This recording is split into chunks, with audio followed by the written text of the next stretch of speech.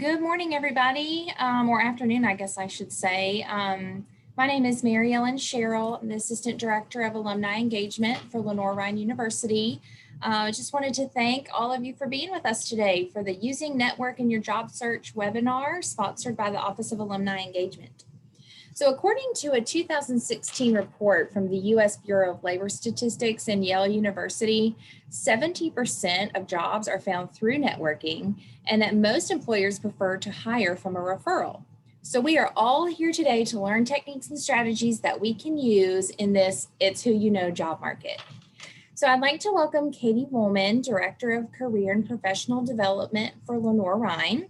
Katie is going to educate us on how to use networking effectively in our job searches. Katie has worked for more than 12 years at Lenoir-Rhyne, counseling and coaching countless students and alumni on the huge range of topics that encompasses an individual's career and professional development. She obtained her master's degree in college student development from Appalachian State and her Bachelor of Arts in journalism and mass communications from UNC Chapel Hill. Before becoming a career counselor, she worked in sales and marketing. She is a nationally certified counselor and is very active in the North Carolina Association of Colleges and Employers. So before I turn it over to Katie, I'd like to remind everyone that there will be some time at the end for questions. So if you have a question during Katie's presentation, please type them in the Q&A feature. It's located at the bottom of your Zoom screen, or you can use the chat if you wish. So with that, I'm going to turn it over to Katie. We're looking forward to it. Thank you so much, Mary Ellen. I am really grateful to be with you and everyone today to talk about this important topic. This topic is more important than ever. Networking has always been important, but the pandemic has shown us just how important networking is, not only in a job search, but for career advancement throughout our lives. And so this is a great topic. I appreciate the invitation to join and to present what I know.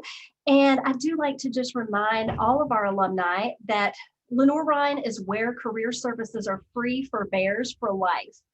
And you may not be aware of this, folks, but not a lot of schools offer this. Schools may offer a year of free career services after graduation to their alumni, but rarely do they offer free of charge for the rest of your life. So that's a great service. And I think it shows how much our institution cares about our students and alumni and how knowledgeable they are. They know that career needs do not end at graduation. Often they begin there. So this is a great thing that we can offer to you, and the Career Center is here for you. So let's get started. Some of the goals for this webinar today are to understand what networking means in a career and work setting. So no, we're not talking about technology networking. That is definitely not my area of expertise. We're talking about networking in a career and a professional sense, but really we're going to talk about what that actually means. We're going to learn the reasons why networking is essential. Mary Ellen shared some of those stats with us that I'll reiterate in the presentation. Why it's essential, not a great thing to have in managing our careers, not a good thing, but it's essential to managing our careers successfully these days. And most importantly, we're going to talk about techniques, how we can work our network more effectively throughout our career and at different stages in our career. So again, I always kind of like to start with, why is this topic important? And what are we even talking about? So let's clarify what networking is. Networking is actually a skill that can be learned, practiced, and improved. So it's not something that's just innate to people. Everyone can learn this. Networking is not about asking for favors, or when I used to be in sales, it's not just about making sales contacts. It's not just about trying to get people on your side for whatever it is that you're selling. It's about creating mutually beneficial relationships with others. And I think most people can understand that relationships are what help us do everything in our world, whether that's a working mom who needs some relationships to help with childcare, especially folks who might have to work from home during the pandemic. We need beneficial relationships in our life, but especially in our career, and to have a successful and engaging career. We also, in the process of networking, want to stay in touch with folks, again, even if we don't need something. So we're going to talk about strategies for that, because that can especially be hard to remember and to consider. Again, networking isn't just kind of hoping that you meet the right person at the right time. Sometimes that can happen, and when it does, that's fabulous. But we're going to talk about networking as a proactive and strategic skill. And we're going to talk about how you can do those things. And then we're going to talk about the fact that this is an activity that even introverts can do. So as a fellow introvert, I can tell you that even if you don't consider yourself someone to be outgoing and able to talk with strangers very easily, that's okay. Networking is something that everyone can learn how to do, and learn how to do well, especially with the techniques that we're going to talk about. Okay, so why is this skill important? And Mary Ellen shared some of this. According to a 2016 report from the US Bureau of Labor Statistics and Yale University, 70% of jobs are found through networking. 70, if not 80% of jobs are not published. They're on what's called the hidden job market. This is something that a lot of my job seekers, when I work with them, they've never heard of this. Because of the prevalence of the internet these days, we assume everything is getting posted online, on Indeed.com, on LinkedIn, ZipRecruiter, name a website. There are many out there, and they can be effective.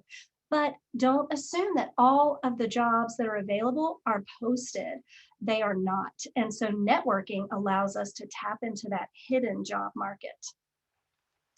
Referrals are the leading source of superior candidates for 88% of employers. That's pretty large. So that means that companies really value referrals in hiring candidates that are eventually going to be really successful at that company. And that makes sense, because if you work for a company and you refer someone as potentially being a good fit, you're very likely to have a great candidate versus someone who is applying off of Indeed, who may not know anything about the culture of the company or the values of the company. So again, networking, it's really important to know somebody at a company you might want to work with. Now, maybe your mind is blown, maybe it's not. Maybe you knew all of those statistics. Maybe you've had some experience with networking in the past.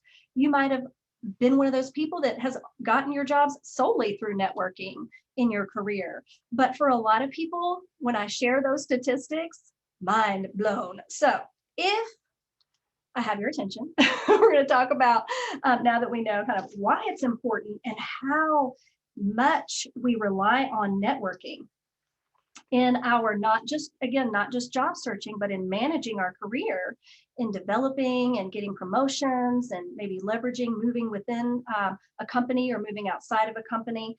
It's so important to be comfortable and confident with effective networking. So the first step in networking effectively is ensuring that our personal marketing materials are ready to go. And that kind of makes sense, because if you meet a great networking contact, which we'll talk more about how to do that, you want to be ready to share your resume. If I meet a great person at an alumni networking event, let's say, and they say, hey, we have a need for your skill set. Why don't you shoot me your resume? If I kind of stumble and fumble and say, oh no, I haven't updated my resume in years, and oh, that's going to take me a while. And even if that's what you're telling yourself internally and you're not sharing that with that person, that may cause you to look disinterested in the opportunity. So we want to be ready to go with these materials. So we not only want to have an updated and attractive resume and cover letter, we want to make sure that we know how to target those marketing materials to our audience. And so there is a difference between having what we call in the Career Center, a master resume. That's one in which you've got all of your experiences, all of your educational details, volunteering, community service, jobs, internships. You've got it all captured on your master resume, and that may be a couple of pages long. But in most industries, a one-page resume is what people are looking for. And so we want to take that master resume and target it toward that company, that industry, sometimes even that person, what they have told us they are looking for, because that is going to create a lot more effectiveness in our marketing. Targeted marketing always works best. And our cover letter is our opportunity to tell that reader, tell that potential employer why we think we are a good fit for that position.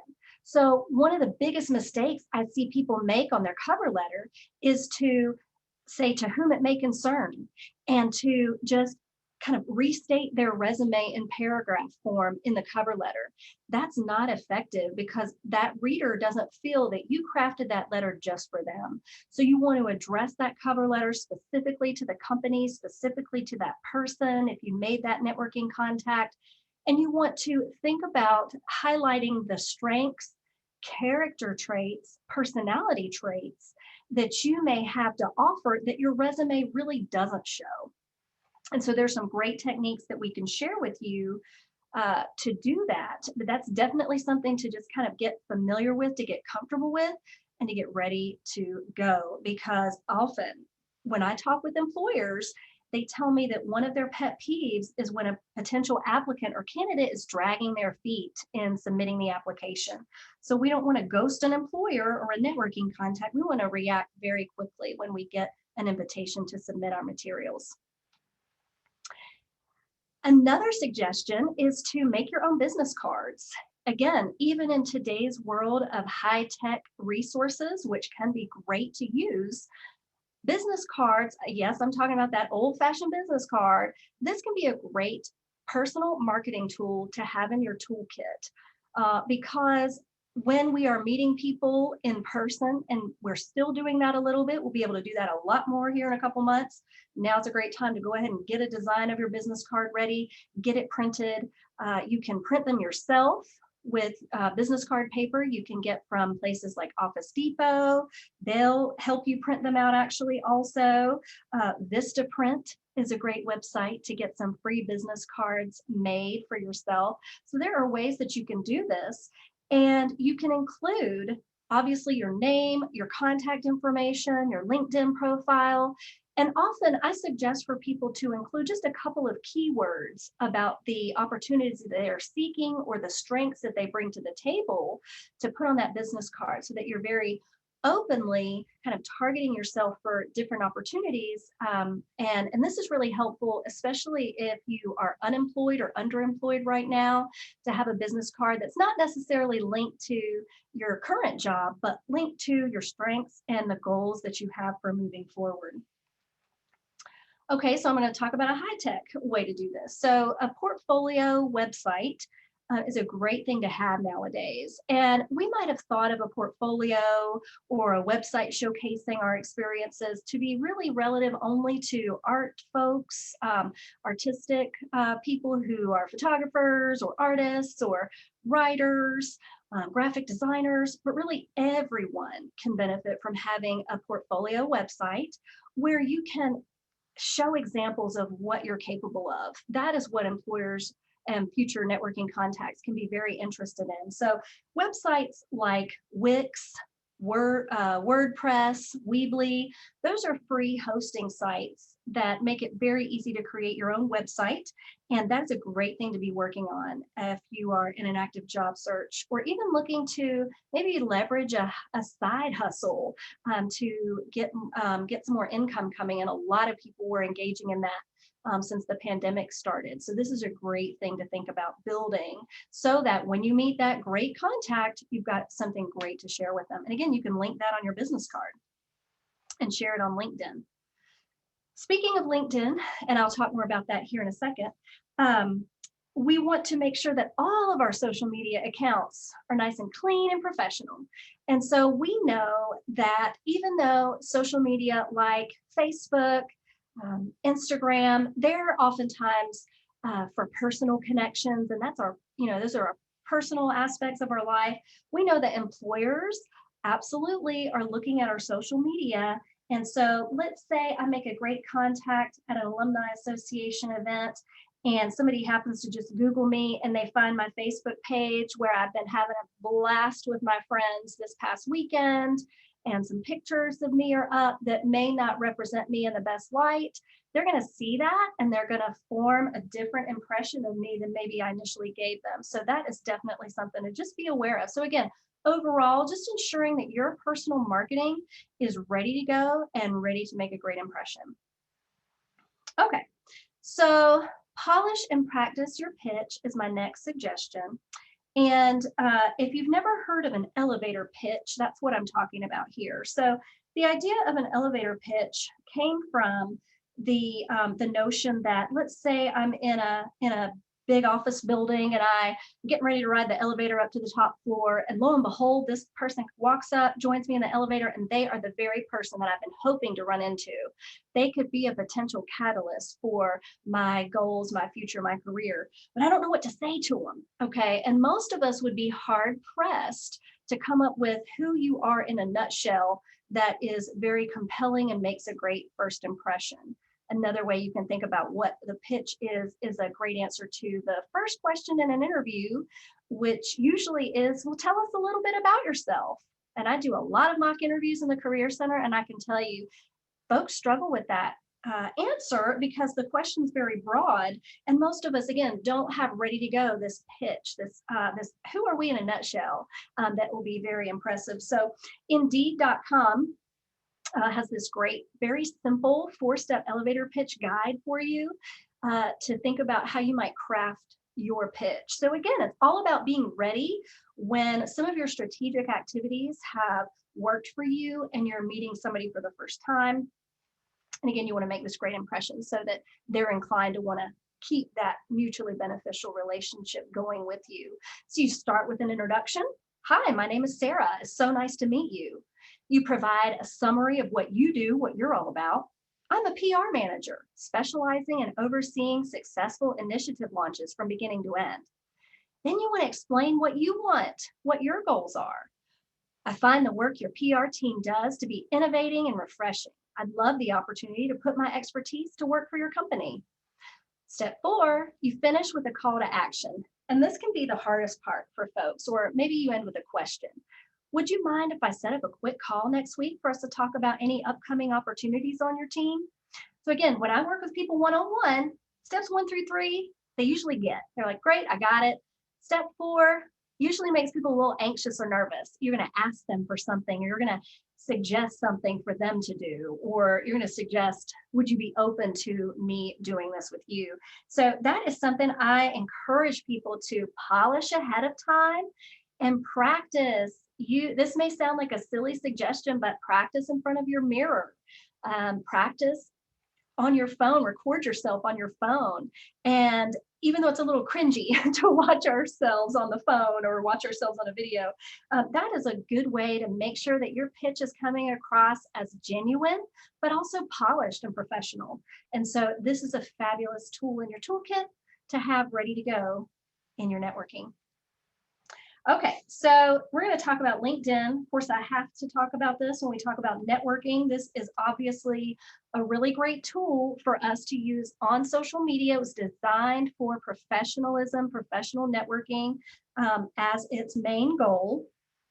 And it has always, ever since its existence, has been a great tool for us to use in our job searches and in our just creating our professional brand online.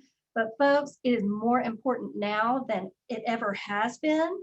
I have heard from a lot of employers who, by the way, are still hiring, and they are having sometimes a difficulty in finding folks. So they are actively looking for folks on LinkedIn. They are using LinkedIn now more than ever, especially when they can't do in-person recruitment. So if you do not have a LinkedIn profile, that is definitely something to add to your to-do list. So you want to complete and update your profile. I also talk with a number of people who they say, oh yeah, I started a LinkedIn profile a couple of years ago. I don't really know what to do with it. Or it's not really updated. I don't know. So that's very common. Just know that. You maybe heard it was a good resource, or somebody told you to set up a LinkedIn profile, but you're not really sure what to do with it. So you want to make sure that it's complete with all of your information. And the great thing about LinkedIn is that it's not limited to a page like sometimes our resumes are. So you can put lots of information on your LinkedIn profile. And in fact, that is something that I suggest for our current students who have a resume longer than a page, but their industry really requires just that page. I say, put your LinkedIn profile, and then you can put all the details and even more there. So again, that's a great thing to have, but make sure it's updated. Make sure you have a professional headshot on that profile that doesn't have anybody else in the picture, anybody's arm in the picture, even your dog. Those can be cute, but not for LinkedIn. In addition to making sure that your profile is complete and up to date, you want to make sure that you're connecting with other people. So LinkedIn does a great job of suggesting contacts for you. I was just doing this earlier today. In fact, I listened to a webinar this morning, where this is our world of webinars these days, and the presenter was really engaging. So of course I looked him up on LinkedIn, and I just started, he was a thought leader, so I could follow him, connect with this person. And then when I did that, LinkedIn popped up all these other suggestions for people that I could connect with. A lot of people from Lenoir-Rhyne, a lot of people from other companies that I've interacted with, schools that I've attended. And I sent connection requests to, I think, about 6 people this morning, just because of LinkedIn's recommendations. So connecting with others is definitely a good activity on this platform.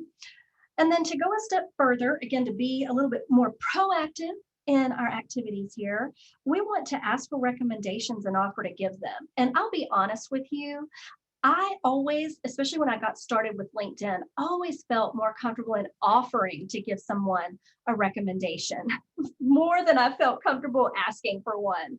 And what would naturally happen is I would offer to give a recommendation, and then they would naturally be inclined to recommend me as well.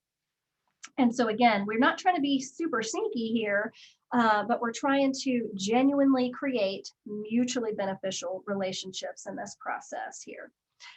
And then another very important thing in your LinkedIn profile is making sure that your skills are thoroughly represented. There is a section on LinkedIn where you can indicate what skills you have. I was told recently by someone who works for Microsoft, who owns LinkedIn, that recruiters not only look for job titles, in fact, sometimes they don't even look for job titles. They really emphasize skills and skill sets that they're looking for. And that makes sense. You may have had a certain job title. That sometimes doesn't tell us a lot about the skills you used, and employers are looking for skills. So make sure that your skills are thoroughly listed on your profile. That will also give you the opportunity to have others endorse you for the skills that you have, and that is a great selling point for you. Another good idea is to follow your dream companies. I had an employer tell me this just this semester with our students who are looking for internships. Make sure that they're following the companies that they're interested in. So as you're researching your goals and your aspirations, if you are interested in specific companies that you know would give you great opportunities, go ahead and follow them on LinkedIn. They can see that you're doing that when they check your profile out. And then also you are more likely to see their updates, if they're hiring, if they're relocating, opening a new plant, whatever it is, that to come across your news feed. So that's definitely a good thing to do. Before I forget, I'll also say that that pitch that we were just talking about, that elevator pitch, that should also be consistent with what is in your LinkedIn summary. And I've seen lots of profiles that don't have a summary statement. And I would encourage everybody to think intentionally about that summary statement. There again, that's your opportunity to tell your reader, who am I in a nutshell? What strengths do I bring to the table?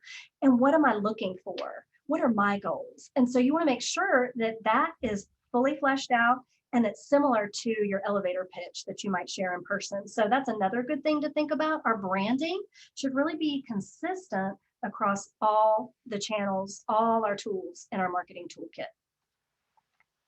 Okay, now we're going to start with, okay, we've got our materials ready, we're ready to go, and then we're ready to start networking. So I always suggest start with who you know. This is a good sales technique too that I learned back in the day. Make sure that all of your friends, family, previous educational and career connections. So I'm talking about professors from Lenoir-Rhyne. One of the great things about LR that I hear all the time from alumni is that they really remember the relationships that they created at Lenoir-Rhyne. It's really something that we are all about.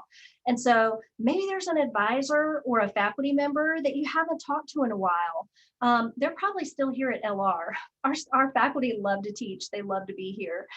So think about reaching back out to friends, maybe you only know them in a social context. Maybe you family members, you don't know that Aunt Sue has lots of connections in the construction industry, whatever it may be. Think about who you already know. Career connections can be previous work study supervisors back at Lenoir-Rhyne, part-time job connections, volunteer connections. So think about people, again, that you already have in your circle, but make sure they know what your current goals and what your strengths are. Even those folks that may seem like they are in unrelated career fields to you, you never know who they know. I forgot to include neighbors. Talk to the neighbors too. And again, we don't want to be obnoxious with this. We don't want to ram our resume down everybody's throats, but we want to make sure that we're clearly communicating with those folks that we already have in our network. Then, once we have those conversations and we know that our friends, our family, our former professors, former work colleagues know that, hey, I'm career changing, I'm really looking at these new types of opportunities, or I'm really looking to build my own business, whatever it is. Once we have informed them of that, then we want to ask those connections for referrals to other people. This is one of the best ways to grow your network. So again, start with who you know and expand from there. So again, I mentioned Aunt Sue, and maybe she's got, I found out she's got connections in the construction industry, and that's what I want to do. So then you say, hey, Sue, is there somebody that you think would be amenable to talking with me who you know? She'll be like, oh yeah, Joe's totally nice. He'll totally talk to you. So you want to ask for referrals, other people. And then what you can do is say, hey, Bob, Sue sent me your way. And he'll be like, I love Sue. I'll be happy to talk to you. So again, those points of connection are really, really important. Another point of connection is certainly the LR network. And so I'm excited to say that the Career Center and the Alumni Office and our advancement team, we are having conversations all the time about how we can really leverage our network to help our students and alumni. And so this is definitely something that you want to make sure that you're connecting with. We have webinars like this, so you're already on the ball, you're here today. And so you already know the power of that network, but just make sure you're getting our emails, make sure we have all your contact information, and that you're attending the virtual events until we can get together in person. And again, maybe you don't know those alumni that you are interacting with yet, but you've got a connection. You're all part of that Bear family. So right away, you've got a connecting point to be able to have a conversation with someone who's more likely to want to help you. And again, I can't emphasize enough, don't assume someone isn't interested in helping you. I talk to people all the time who say, I don't want to waste somebody's time. I don't want to bother anyone. Look, if you are earnest and genuine in your communications, typically people want to help. If anybody ever contacts me and wants to talk about my career and kind of how I got to where I am and what advice I might give to them, you can't shut me up. I love to talk about that, and I love to help other people who might want to do something similar. So that leads me to the next thing that I can share with you, and this is a huge tip that I love to share at any point in someone's career development, is to do informational interviews. Now, you may have never heard of this before, and it's likely that the person that you ask hasn't heard of this. So you might have to explain what it is. An informational interview is a conversation about someone's career and any advice that they would give to you. So this is great for um, it's great for two purposes. So number one, it's a great way to get information. The internet's great. We can do lots of Googling about different industries and different, I need a new job, type it into Google, you might get some good articles. But people, that is really your key to finding out about in-depth and good information about different careers and different resources out there. And so doing an informational interview allows you to get this great information, and then it also allows you to develop your network at the same time. Sorry, y'all, I'm in a new office and I don't know how to turn off my phone, so it keeps ringing off the hook. That's what happens in the Career Center. That's good. Okay, and so this is great for acquaintances. So people that we know, but maybe we don't know them that well, or again, maybe that family member that said they were willing to help, but we really don't know what they do, or that neighbor, and then complete strangers. So folks who were referred to, or folks that we might find on our own. And again, most people are willing to have this conversation. And I will say you can Google informational interviews and get some good ideas of some questions to ask.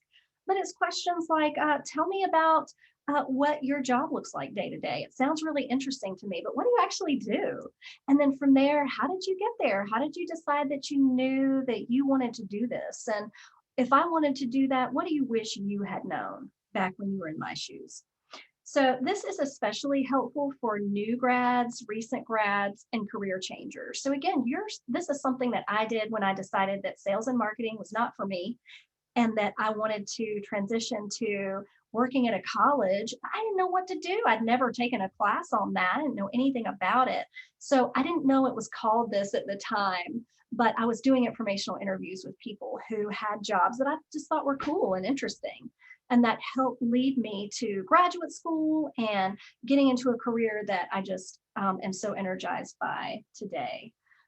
So again, think about this as a great way to begin new networking relationships. Again, not just for the moment, but for the lifetime of your career.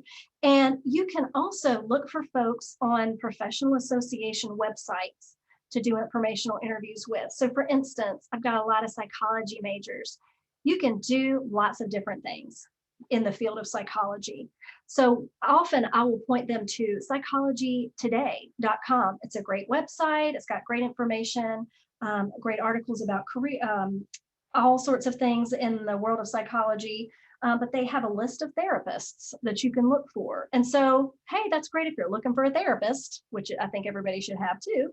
But if you're interested in researching and talking to people who have different careers within psychology, you can look for someone who already has that career and who's put themselves out there on a professional association website, and they are very likely to be open to doing an informational interview with you.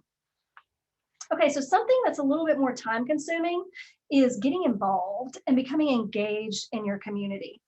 So again, professional associations is a great way to do this. You can often, I will be sitting down with a student who's researching career options and we'll Google a professional association. We literally type in those words in Google and then their career. So again, psychology, project management, accounting, whatever it is that you're interested in. And you're going to find at least one professional association, if not more, related to your career interests and your career goals. And always on those sites, you're going to find a list of board members or a list of people who are part of that association. And those are people who are engaged in their own career field, and they're very likely to be good connections for you. Professional associations are great not only for new career folks, but just throughout your career. So Mary Ellen mentioned I'm very involved in the North Carolina Association of Colleges and Employers. Not only was that helpful to me at the beginning of my career when I was a new career counselor and I didn't really know a whole lot about what I was doing, but it's helpful to me now in that I can share what I know with others and then get great ideas from other people. So this is a great thing to do, again, not only for networking purposes, but for professional development and for having, again, those connections you can call on down the road. Your Chamber of Commerce is a great organization to get involved in. Every area, whether it's your city or your county, so for instance, in Hickory, we have a Catawba County Chamber of Commerce. Their goal is to enhance the economic development of their region. And so a big part of that is connecting people to each other for all different kinds of reasons. And so very often they will sponsor networking events. They've been having them, they've been virtual.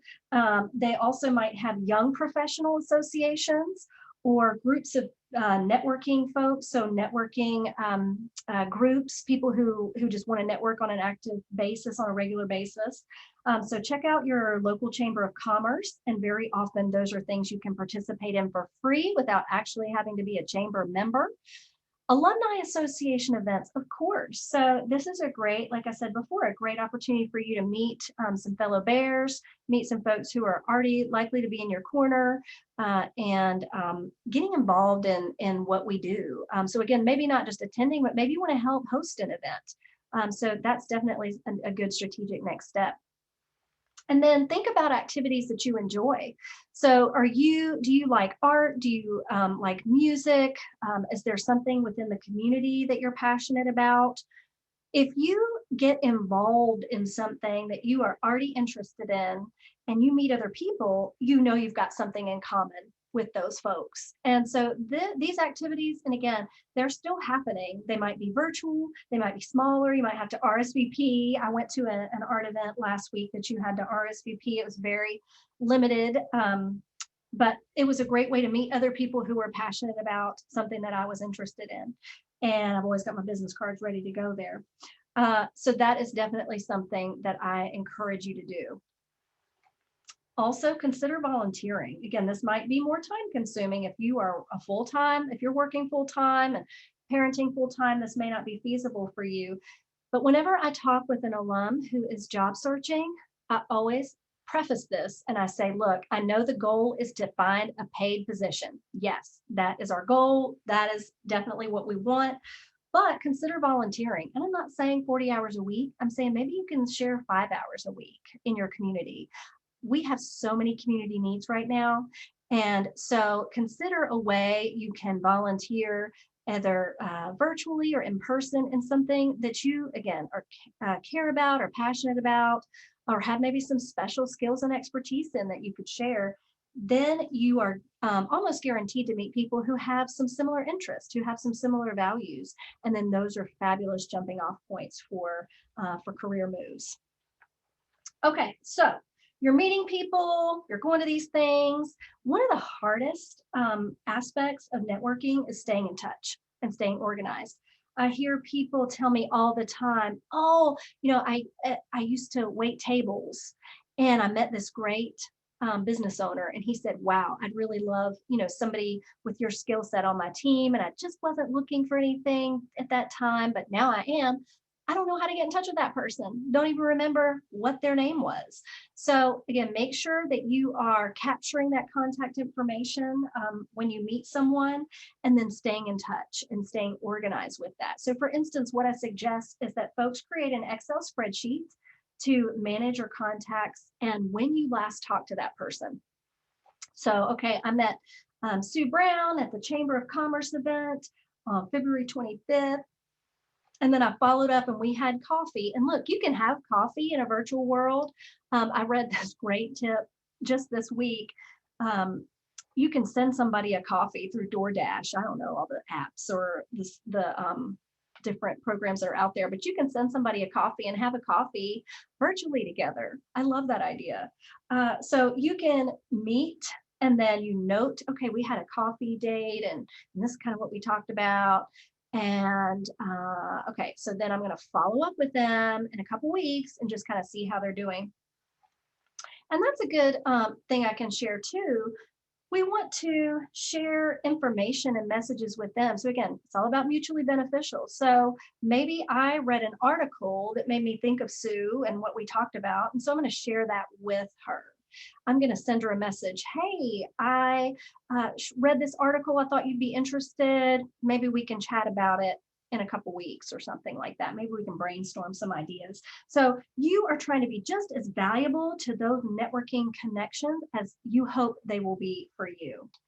And this is challenging too, but reach out even when you don't need their help. And again, this is one of my tips from my sales days. Visit your clients even when you don't need a sale. It's about a relationship.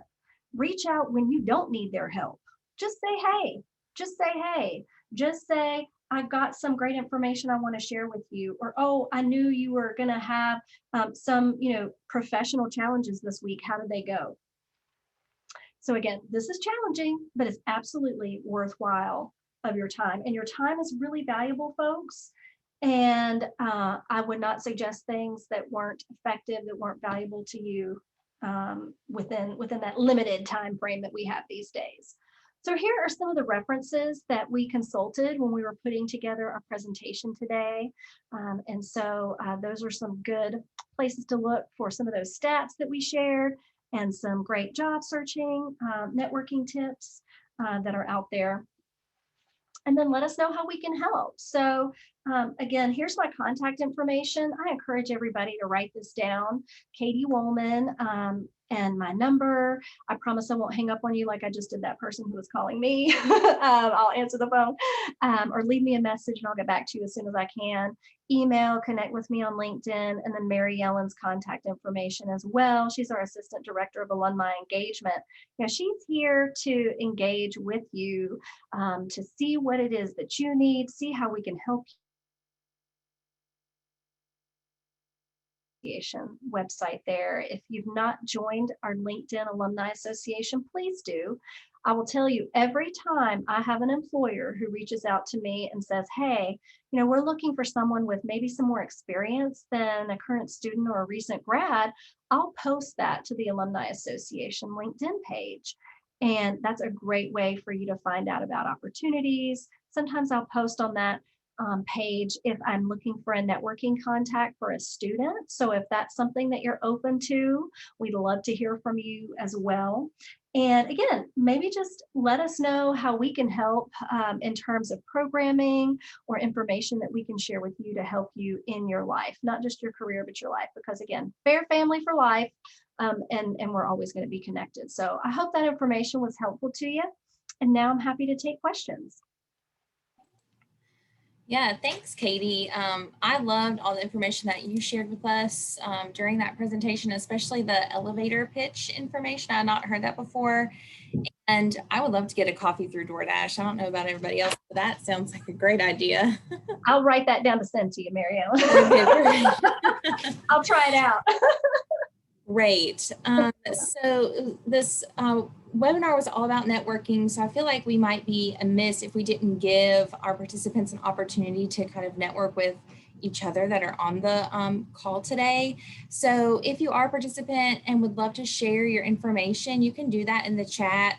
I'm not sure if you guys have the option to send to everyone, but you could also send it to the panelists, and I would be happy to follow up in an email with our participants with your information. You can share your name, your location, contact information, and anything else you might want to share, like your current career or what you're looking for, any skills that you have, sort of the things that Katie shared with us today. So you guys can go ahead and do that while we're in our Q&A. If you do have some questions that you haven't had an opportunity to type yet, please take a moment to do that and we will get to your questions. So I've got one question from Rebecca about resumes. And I kind of agree with her here. One-page resumes are really difficult to do, and especially for those of us who are older that maybe have multiple employers that we need to include on that resume. So how can we use networking to overcome an age bias in the networking world and age, and how can we do that? Rebecca, that is a fabulous question. And a lot of the alumni I talk with have that challenge, either that or you're told you're overqualified for a position, or that's why you were overlooked for something. And so I've got a couple suggestions there. So first of all, with that situation, networking is so helpful because that can give you a way to tell your story beyond that resume and a way to introduce you to some of the company folks without that resume being the very first thing that they saw about you. But I would say regarding your resume, think about using a functional style resume. It's a little bit different than your typical chronological style, which goes from most recent job to least recent job. We kind of feel like we've got to list everything there. A functional resume style, and that's something you can certainly Google or reach out to me, and I'm happy to provide you with some examples. A functional resume style emphasizes skill sets first. Then you definitely still, employers tell us they definitely still like to see work history. They don't just want to see skill sets. They want to see some context there. But you start with your skill sets and then you include relevant experience, is what I would say, or selected work experience. That clues your reader in to the fact that this isn't everything that I could tell you, but it's what I think would be most relevant to what I'm applying for or what I'm interested in going into. And then you also include your educational details on that first page as well. And then at the very bottom, we used to see a lot of statements that would say references available upon request. Okay, you don't need that anymore because employers know they can ask you for your references. So you don't need to say that. But in that spot, you can say full work history available upon request. That is also your clue to the reader.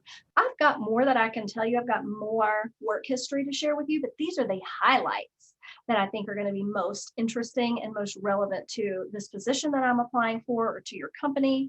So that is a good way to create a shorter document that might have a bigger impact. And then, like I said earlier, making sure your LinkedIn URL is on your document so they can look at more of the details.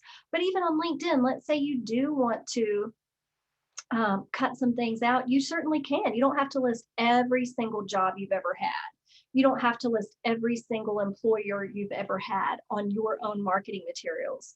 So if you're filling out a job application, you might have to be more complete with that. But on our own marketing materials, we can pick and choose what we want to put. And again, maybe in a strategic way. So we still, of course, want to maintain our integrity. We don't want to make anything up out of thin air, but we don't have to put everything out there, if that makes sense. So those would be some of my suggestions for Rebecca and other folks who are dealing with those challenges. How often do you suggest us revising our resume? Even if we aren't like currently looking for new jobs, how often would you suggest that we do that? So that's a great question. And the reality is that most people don't update their resume until they have to. Okay. So I get it. That's understandable. But what you could do is just, especially if you're in kind of just, you want to be ready for opportunities. Maybe you're even happy at your job, but you just want to be ready. Okay. Which is a good idea to just kind of be ready these days. You can put in your calendar or on your phone, whatever calendar app or notes app you use, to update your resume every quarter. And I know that sounds like a lot. And so maybe that wouldn't work for you, maybe just twice a year. But I think that's a good time to kind of touch base with yourself. Think about any new workshops that you attended this past quarter. Think about any new skill sets that you've gained or certifications that you obtained. A lot of times when I talk with folks who haven't updated their resume in a while, they forget dates. It's easy to forget.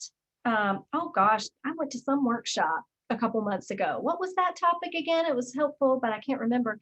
So the more often, so again, maybe just set that reminder to be automatic so you don't have to think about it.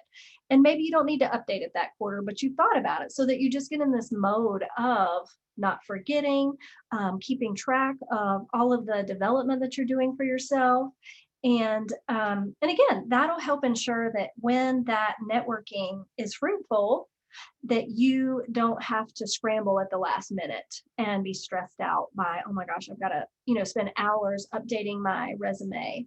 So that's my suggestion, just a reminder set that you don't have to think about at just multiple times per year, so that that's fresh in your mind. Great, that's a good tip. I'm with you on that one. I often forget the workshops and things too. So that is a great idea. Okay, so we've got our pitch together. We've finally met this person that we've been wanting to talk to for a while. we pitch ourselves in that networking environment and we don't get that response that we expected. So like maybe it's not as positive as we wanted it to be, or we are dismissed in a sort of way. So what could our next steps be when we don't get that response that we want in that networking opportunity? Like, do we try to contact again? Do we move on? What would you suggest we do? Well, that's a great question, and that certainly will happen. So at some point, where we reach out to somebody, we thought it was going to be great, we thought they were going to respond enthusiastically, and we get nothing. We get crickets. So that could happen. My suggestion is to follow up again in about a week. Give them a week. Maybe they've had a really busy week. I'll often tell our alumni this that I'm working with or our students, I may just have a busy week and I can't get to all my emails. That doesn't mean I don't want to respond to you, but give me some time to catch up. And I actually do appreciate it when somebody pings me again, just emails me again in a very polite way. You know, I reached out last week. I didn't hear from you. I'd love to get your help with this, or I'd love to offer this, whatever it is. I'll say, oh my gosh, yes, I saw your email. I wanted to respond. It was hectic. So thank you for reaching out again.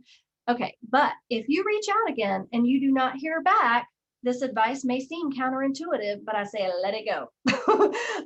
No means next is what they used to tell me in sales. And so that means that that person may not be a great connection for you. If they are just super busy right now, they probably won't have time to help you. They probably won't have time to sit down and share that coffee with you. They may not have the bandwidth to do that right now. So just let it go and go on to the next one. Don't sweat it. Don't worry about it. You might still keep them on your Excel spreadsheet and just say, hey, tried, but it didn't really go anywhere. And you never know, that person may come back when you least expect it. And then you want to be gracious at that point. You don't want to say, hey, yeah, you never responded. Oh, yeah, you. We want to always be kind of graceful, using grace in our interactions with other people, understanding that they, may have had some stuff going on. So you may be surprised. They may reach out again later. But if they don't, just don't worry about it. Just go on to the next person. And that will help, because oftentimes we put way too much energy into folks that aren't going to be as helpful. So just consider, hey, this may not be a good time for them to network with me. So I'll just keep going down the list. Great advice. So it looks like we've got a few people that are a little bit older, and we are looking for any suggestions for our older alumni, 50s, 60s, who are open to different opportunities.